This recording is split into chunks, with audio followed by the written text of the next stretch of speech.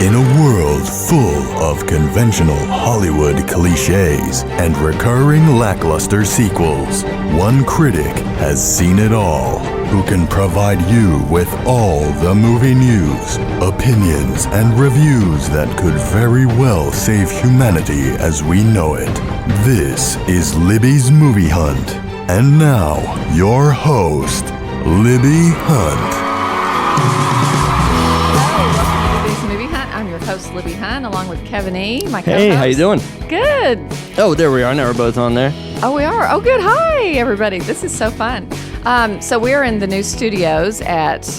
right here at the old CBS studios where Jack FM and 105.3 used to be. 105.3 actually still has a studio here.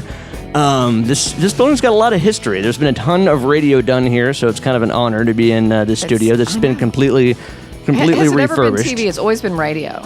It's always been radio. No, they have a TV studio here. And so it's called Watch. We're called Watch On Air Live. We're called On Air Live. On Air Live. Part of Vocal Media, which we'll be launching later.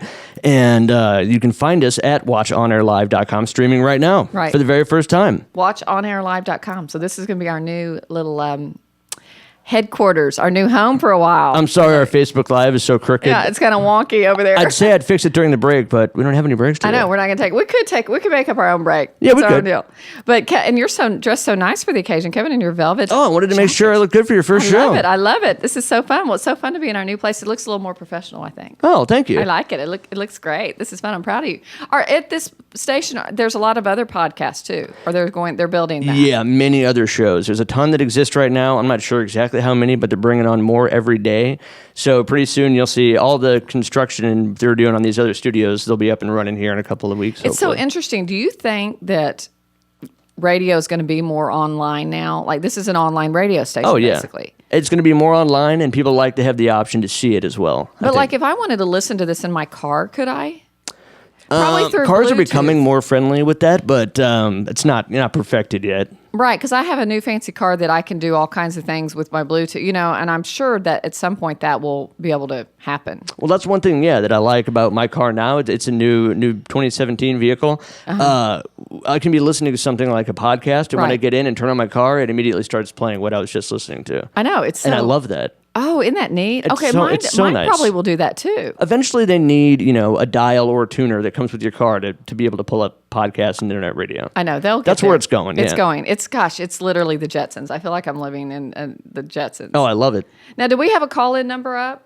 Is it there? They have a new call-in number for us, but the phone's not hooked up yet. Okay, so. we'll get it next week. Yeah. We're new. I just rolled in. This is fun. But we're still going to do movie reviews. This week, we are talking about Inferno with Tom Hanks, directed by Ron Howard, and we're going to talk about Doctor Strange, directed by Scott Dickerson. We both saw him. What should we start talking movies? We can start if you want. Which one? What do you want to start with? Let's start with Inferno. Okay, we can start with Inferno. And my rating system is, if my listeners know, Oscar-worthy, popcorn-worthy, half-popped, and bag full of kernels. So I've seen all the Dan Brown film adaptations so far. And there's been three. There's been three, starring Tom Hanks, of course, as Robert Langdon. You first. Well, he's the symbologist is basically his title, right? Yeah. I liked it. I didn't love it. Did you love it? No, I didn't love it. I think they've gotten a little bit worse with each one, but I've enjoyed all of them, and I think maybe the reason I've enjoyed them more than other people is because I never saw or read any of the books. I didn't read the books either. I bought the first one, but I didn't read it. But basically, he is, the symbologist is going across the country. Well, he wakes up from an amnesia in a Italian hospital, and he teams up with Sienna Brooks, Felicity Jones, who I really like. She's beautiful. And she helps him find his memories, and they race across, Europe, It's consistent with the others in the pacing. The pacing. And they're very taut basically pacing. Trying to foil a deadly global plot to... I don't want to spoil it. Yeah, I know. I know. I don't think you are so far. So they're basically You're riding a fine line, trying to foil this plot. Yeah. that's going to do a lot of damage. And It's Ben, definitely different than the others in terms of it's not as much solving mysteries and puzzles Right. and that kind of thing. It's a little more, I don't know, action-oriented? action-packed. Yeah. Lots of like karate chopping, killing people. Yep. Ben Foster plays the villain, and I don't know if I thought he was great in this role. I love Ben Foster. I love in Ben everything. Foster, but I thought he was kind of mediocre in right. this. I loved him in No Country for In Hell or High Hell or Water. High He was Water. I mean, fantastic. just blown away. I think he should be nominated for an Oscar. But 310 to Yuma, I thought was a great film with Ben Foster as well. he's great. But I thought he was kind of miscast. But I give it half popped. See, I'm going to go popcorn with Popcorn you with you. because I think it's fun. It's a little more confusing and convoluted at the end. There are parts where a lot of it I didn't understand at the end. Like, I don't get why that happened but still, I enjoyed it. I enjoyed it, but I don't Maybe I'm going to know. go half popped as well. I saw it actually twice because the first time I just wasn't very impressed and I love Tom Hanks. I love. Oh, me too. Ron Pretty much anything Howard. he's in, I'll see. I mean, Tom Hanks doesn't disappoint. I still loved him in it. I thought all the characters were great in it, but I gave it another shot. I went to see it, and I have to say I liked it better the second time because I could pay attention a little more and really understand the story a little bit better. Did you understand it a little better? Was it a little Not more much. clear the second time? A little more clear, but that's why I went back. Yeah. So, but usually I only save going back to a second movie for something I really love. So that was unusual. Like, let's say Hell or High Water. Oh, I saw it twice. I maybe even saw it 3 times. Yeah. I loved it so much. But I'd say half pop for me. Kevin gives it popcorn worthy.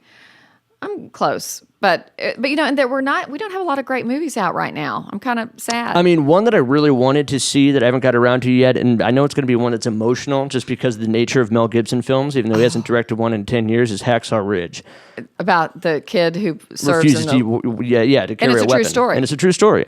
this young man refuses to use a weapon, and he's sent. They allow him to do it. There's they have to go to trial about it or something. Yeah, And it's a whole deal. I mean, I haven't seen it yet. I would love to. I'm really excited. I mean, I'm just a lifelong Mel Gibson fan. I am too. And I'm glad. I think the show business embargo has finally been lifted where people are like accepting. I'm sure he'll screw it up again. But Yeah. for now, They he forgave was him. in a new movie and acting, and now he's directing another movie. Yeah, he's been kind of forgiven. Please, he's such a great director. I mean, The Passion of the Christ is in my top 100 films of all time, and Now, Braveheart. Apocalypto, I wasn't I too kind crazy of about. liked it, but it was weird, wasn't it? It's a little weird. But he is a very talented director, and I mean, he totally was horrible in some things he said, but he's an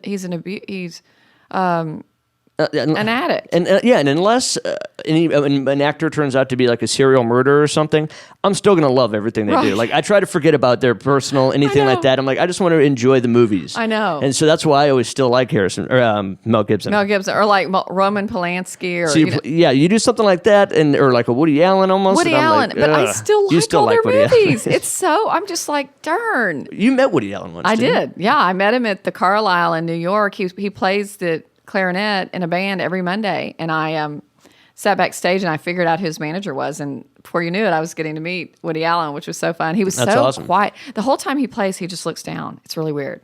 But I think he's just a genius. I think he is too. Genius. Roman Polanski probably as well. Geniuses. Yeah. What I love how Woody Allen writes. I just love his writing. I think it's just so smart. But he's a character. Absolutely. I But mean, how is he cranking out movies at 80-something years old? Year after, he makes a movie a year, and he writes them. It's that right now on Netflix there's a documentary on Woody Allen. You have got to rent it. It's really good. I mean, how long has he been doing the movie every year thing? Oh, I mean, since late 30s. Yeah, something like at that. 40. I mean, he started out as a writer, and then started writing screenplays, and then started directing and acting. But I think he did stand-up comedy too. He was a stand-up comedian. But you need to see the documentary. It tells more about his life, and he talks on it because he's very, very shy. And his whole casting process is interesting. I don't know. He's one where he kind of creeped me out. The last Woody Allen movie I saw was Match Point. Don't get me wrong. So good. A fantastic film, but I haven't seen one since. Oh, so are you a little creeped out because of he A little had bit. an affair with his... Yeah, it's just like the Roman Polanski thing. I know. But that was also, it was his stepdaughter. Well, whatever, not to make excuses for it. We'll move on. Okay. The other movie that I went to see last night actually was Doctor Strange with Benedict. My son says, cucumber. Yeah, it always looks like cucumber. Benedict Cumberbatch. It's Cumberbatch. But my son's like, oh, we're going to go see Benedict Cucumber. I thought that was funny. Who's good in everything. I mean, I loved him in Star Trek Into Darkness when he played Khan. Imitation Game. Yep. I have not seen him in the television show he's in, the Sherlock Holmes show. I never watched haven't it, either.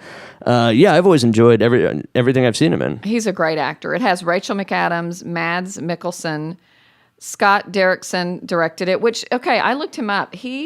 This director did Sinister 1 and 2, The Exorcism of Emily Rose, Deliver Us from Evil, Urban Legends, The Final Cut, Poltergeist in 2015. I mean, all horror films. Almost all and horror almost films. all of them good. I mean, I liked Sinister 1 and 2, The Exorcism of Emily Rose I enjoyed. I didn't see the new Poltergeist. The new Poltergeist one good. No good? I mean, well, the new one, first one's so good. You know, It's like, one of those why ones do you they shouldn't remake mess with. No, it's like The Exorcist. No, shouldn't have remade it. Like kind of Amityville Horror. They shouldn't have remade that. I actually kind of liked that remake. You did? I did. With Ryan Reynolds. Oh, but the first one was so good. It is better. Yeah, With the first James one's Brolin. Yeah. But so basically, this movie is after a brilliant career as a surgeon. He's very arrogant. He gets a new lease on life when a sorcerer takes him under his wing and trains him to defend the world against evil. And it's a Marvel comic book. And what I said when I left with my son, I said, I feel like it was Star Wars meets Harry Potter. Yeah, I could see that. I was if- getting some Inception vibes in there too. Inception.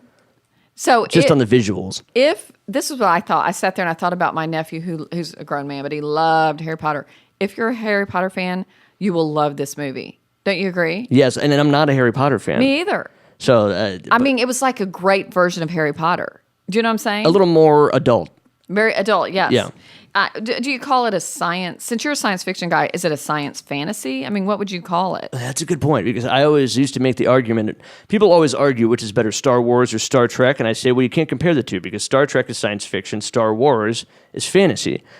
I'm going to say this one's fantasy. That's true. I've never thought about that comparison, but they are different. Yeah, they're two different categories. Well, I wrote down science fantasy. There was a lot of Eastern religion and philosophy in it, which I just thought it was. I give it totally popcorn worthy. I do too. This is one I was reluctant to see. I'm a huge Marvel fan. I read comics as a kid. I love all these characters.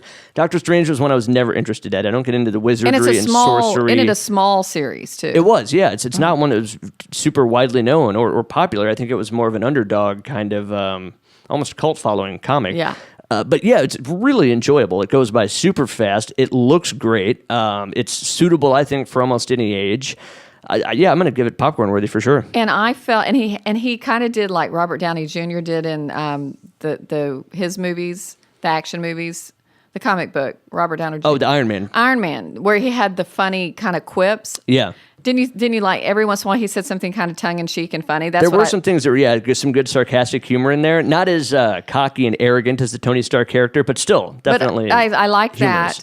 that. There was in the subway, the guy who wrote the Marvel comics, he had a little cameo appearance. Did you notice that? My son picked that up. Oh, is it a Stan Lee comic? Yes. Because he shows up in all of his films. He was in it. So look for it in the subway. He's sitting there, I think, reading a comic book and saying something about it, and you're like, oh my gosh, that's so fun. I mean, he's 90-something. Yeah, and he's in every one. He pops up. Isn't that neat? Did you see it in 3D? No. Did you? Yeah, I love 3D. I know a lot of people aren't big on it. Well, sometimes the glasses hurt my eyes. The glasses get annoying sometimes. But I like how it looks. Yeah, this is a great one for 3D. Good. I would say my favorite used to be Star Trek Into Darkness. I said it was the best 3D movie I'd ever seen. This one comes really close. Well, where which 3D theater did you go to? Plano. I can't think of the name of it. That's West. probably too far for me. Yeah, they had the XD experience also there, but I didn't want to pay for that. I just did the regular 3D. I saw something. It was Inferno at North Park, and literally it was in some kind of 3D or whatever you're saying, XD, whatever. Your seats shook. That's the XD thing. See, I didn't want to pay for that. I don't know if I liked that. Was it annoying? Did you like it? I've never done it. Okay, I don't recommend it. I was like, it was. No, I think it would be great to see an IMAX 3D. Like, that's an experience I would like to have, but also really expensive. And I bet those tickets are kind of hard to get right now because it has to be a super popular flick for IMAX 3D. Well, it was in North Park, and I was like, my seat was shaking. I'm like, I'm not sure I'm enjoying this. You don't like the XD experience? You know, at North Park and some of those theaters, though, they've made those reclining seats, which I love. The only thing about the reclining seat is I get a little sleepy. Me too. I forget I'm at home. It feels like I'm at home. And I get a little tired. That's why I saw Inferno twice, because the first time I went was in that shaking and seat 3D, or not 3D, but the experience and reclining chair, and I got sleepy. So that's kind of why I went back again, because I needed to Would you consider seeing Doctor Strange again? Is that one that you I think think was I good? would. Because I'd like to go see it with my dad or my husband because I think they'd enjoyed it so much. Yeah. So I think I'd see it again, which is surprising because I am not a comic book action-packed kind of, See, I like those. It's one though that looks so cool. I might go again just to get the IMAX experience. Like it's worth paying for. I did the same thing after I first saw Avatar. I loved it because it was great 3D, and I'm like, I need to see this in IMAX 3D. And at that time, the wait to get tickets was like 3 months. People were just obsessed with IMAX 3D for this. That was good. I didn't understand the big appeal of that movie really, but it was good. But you love science fiction. I do, and it's one of those things that completely disappeared. When you talk about like franchises, like nothing ever. There were no comic books, no action figures, no spin-offs, or it just completely fizzled out. Like people totally forgot about it. I know. I wonder what will happen. It's not like Jurassic Park where forever it goes on yep. and on and on. So yeah, we'll see what happens with that. Do you want to take like a 30-second break just so I can fix the Facebook Live? Okay. Yeah. Sorry guys, it's kind of crooked. So yeah, we'll be right back. Okay.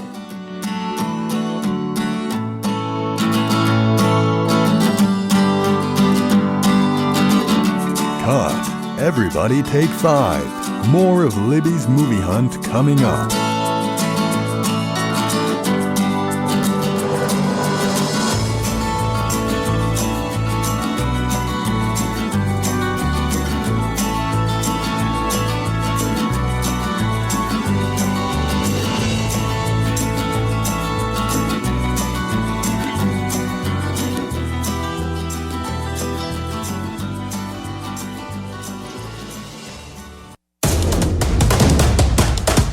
You're tuned into Libby's Movie Hunt.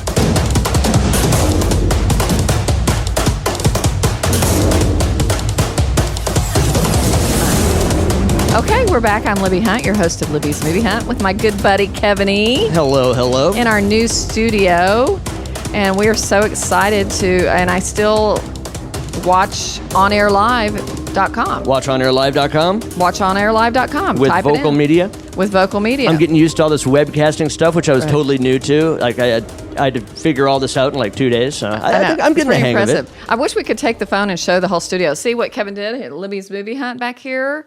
This is the real deal. We're in a real radio station. Yep. This is fun. Yeah, it's exciting. many people have been in this studio before. There was a guy who's been with CBS for 40 years who's here the other day. And he's like, I just wanted to pop in and check this out because I worked in this studio forever. Isn't that cool? Yeah. So tell me about this studio. We're on Carpenter Freeway, but by CBS 11 is across the street, right? CW33 is CW33. But what has this building been empty, or there's always been radio stations in it? I mean, no, there's always been something going on here. CBS moved into the CBS building off of North Central Expressway, off of 75.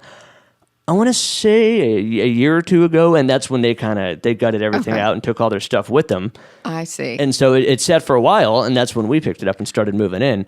And the other platform, the media company, doesn't launch officially until January 2017. Vocal. Yeah, and I'm like, I'm ready to get in there now and get started. And they're like, all right, well, if you're ready, well, we can renovate your studio first, and you can get ready to go. So are there going to be radio stations or all on air here? Yes. All on air? Yeah, there will be 5 air studios. But I mean all on the computer is what I'm saying, on the internet. Is it more, is anything here going to be on the dial? No. Okay. No, so it's all online, all digital. Online. Okay. But in the front, was it Telemundo? Oh, actually, Univision has an office here still just for prize pickup. Okay, I see. How Apparently, funny. people didn't like going to the CBS building to pick up their prizes, so they're like, well, we'll just leave a counter there for people to come by. How funny is that? They must give out a lot of prizes. Yeah. So you're the first studio that's open. None of the others are open. They're all working on them here. Correct. No, one other one is open. That one we passed when we walked in. Okay. They're broadcasting out of there. Okay. They just needed an air studio to keep the platform going until everything's ready. So they haven't renovated or redone that studio yet, but they are broadcasting out of it. So tell us a little bit about your history, Kevin. Like what you went back to film school later. I did. But you went to college. What did you get a degree in? Radio, television, and film. But then did you get out and do radio? Well, what originally happened is I was working For you viewers might need to know this. Sure. Stuff. I had a corporate desk job, and for 3.5 years where I was a reviewer for an insurance inspection company. And every day I would sit and listen to talk radio, and it was like the best part of my day. And I'm like, what am I doing with my life? I hate this job. So I quit, and I went to UNT, and I worked 3 jobs while I was there just to start getting a degree in radio. But I focused on radio, but you have to learn television and film as well as part of your degree.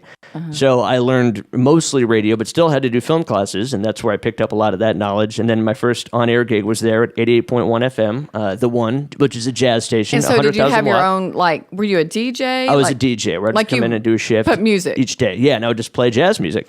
And did you talk? Because you have talk a a great little bit. radio voice. He has a great radio Oh, well, voice. thank you very much. Back then, I probably sounded a little goofy because I didn't know what I was doing. I was probably trying to sound like cool jazz guy, Now No. I'm a little more relaxed in myself.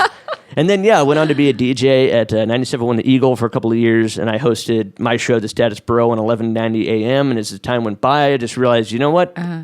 Terrestrial radio is just not going the direction I thought, and I think now is So the you time to moved- jump ship. Because I want to be on the forefront of the digital radio The new future. thing. I don't want to be the guy who gets in too late. Right. You don't want to be Blockbuster when they're trying to do what Netflix does, and it's like, nope, too little, too late. But when you were a DJ, did you play music and did you have a show? Did you talk about things? I did. I was able to Like be current more. events and news and Yeah, exactly. just your typical radio guy. Like our friend Brian Glenn. Yes, on the Eagle, I would just Yeah. talk about goofy stories or something that happened in my life, or anything that was related to rock or rock music, because it was a rock station. So I was always looking up stuff, and it's like, 20 years ago today, Ozzy was arrested for urinating on the Alamo or something. Just little stories like So that. you have to be experts in everything, really. It's funny. You can find stuff really quick if you look and see what artists are coming up in your set. You can just Google it, and there's almost always news about them of some kind. What would you do without the internet? I mean, because this hasn't been around very man. long. Like now with this movie stuff, I'm having to look stuff up all the time. What would have I done before if I needed to find out information? Would have I had to gone to the library? I mean, to find out information about.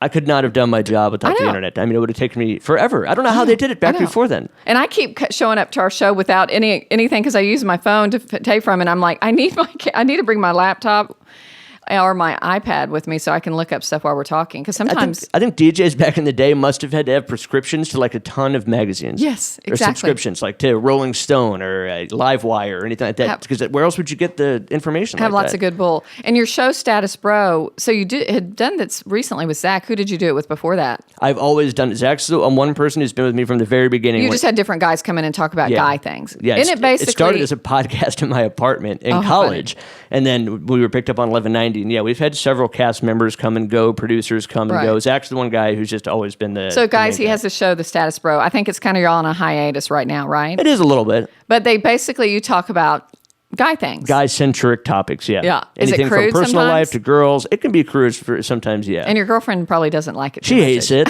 it because I She's so talk about cute and everything. sweet. I know. And she realized that a long time ago. Like, it's just better if I don't listen. I know. One day I mentioned my husband's name on air, and he's like, "I don't do that anymore, really." Or I don't know. It was funny. People don't like that when you. Yeah. You need to kind of get their okay first, I think. Yeah. So, But we had a come to Jesus about this not that long ago, where she's like, I don't like.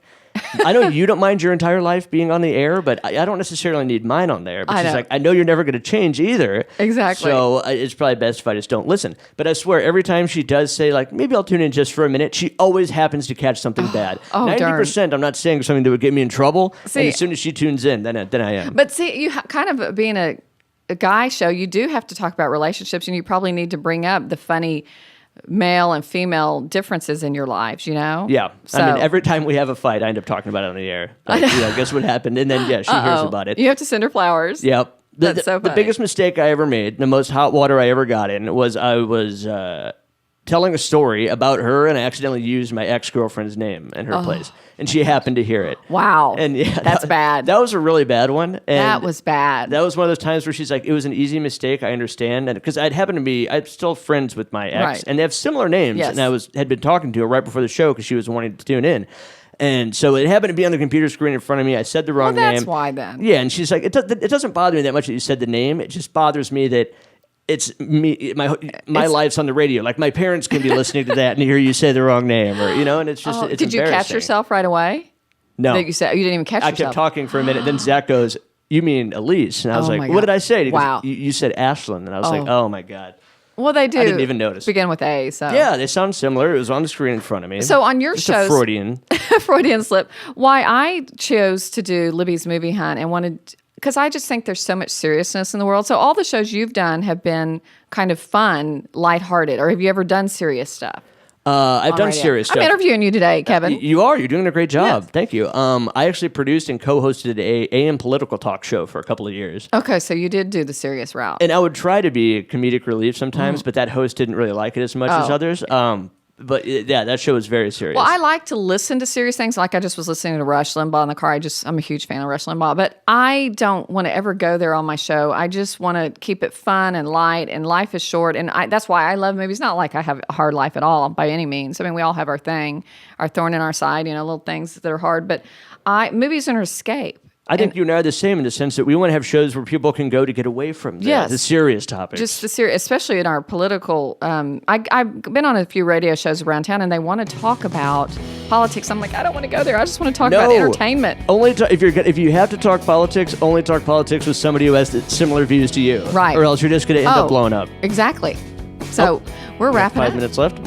Okay. 5 minutes or 5 seconds. I'm sorry, we're out. Well, thanks for tuning in, and now y'all go enjoy the movies, and we will see you next week at Libby's Movie Night. Thanks.